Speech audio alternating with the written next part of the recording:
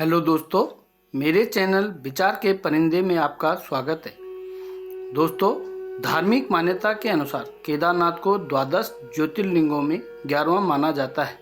साथ ही यह सबसे पवित्र तीर्थ स्थलों में से एक है। कहा जाता है कि केदारनाथ धाम की कहानी बेहद अनोखी व दिलचस्प है। केदारनाथ मंदिर के विषय में प्रचलित कथा के अनुसार पांडवों की भक्ति से प्रसन्न होकर भगवान शिव ने उन्हें हत्या पाप से मुक्त कर दिया था। स्कंद पुराण में भगवान शंकर माता पार्वती से कहते हैं, हे प्राणेश्वरी, यह क्षेत्र उतना ही प्राचीन है जितना कि मैं हूँ। मैंने इसी स्थान पर सृष्टि की रचना के लिए ब्रह्मा के रूप में ब्रह्म तत्व को प्राप्त किया। तभी से यह स्थान मेरा चिर परिचित आवास है। यह केदारखंड मेरा चिर निवास होने के कारण भू स्वर्ग के समान है। केदारखंड में उल्लेख है, अकृत्वा दर्शनम वैश्व केदार शादनाशिना यो गच्छेद बद्री तस्य यात्रा निष्फलताम ब्रजेत। अर्थात बिना केदारनाथ भगवान के दर्शन किए यदि कोई बद्रीनाथ क्षेत्र की यात्रा करता है तो उसकी यात्रा व्यर्थ हो जाती है। महाभारत के युद्ध में विजयी होने पर पांडव भ्रातृ हत्या के पाप से मुक्ति पाना चाहते थे। इसके लिए वे भगवान शंकर का आशीर्वाद पाना चाहते थे, लेकिन वे उन लोगों से रुष्ट थे। इसलिए भगवान शंकर अंतर्ध्यान होकर केदार में जा बसे। पांडव उनका पीछा करते करते काशी होते हुए केदार पहुंच गए।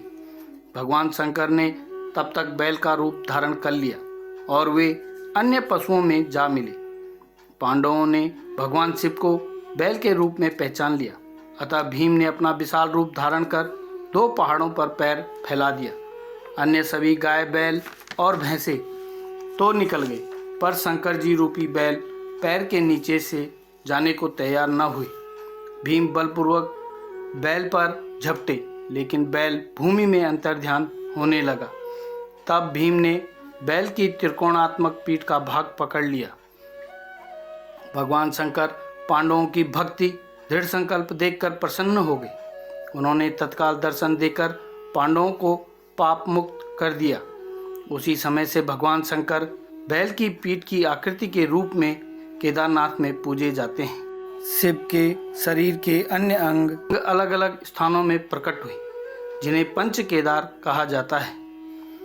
कुबड़ जहाँ पर प्रकट हुआ केदारनाथ, भुजाएं जहाँ प्रकट हुई तुंगनाथ, मुख जहाँ प्रकट हुआ रुद्रनाथ, और नाभि जहाँ पर प्रकट हुई वह मध्य महेश्वर, और जटाएं जहाँ पर प्रकट हुई उसको कल्पेश्वर महादेव के नाम से जाना जाता है।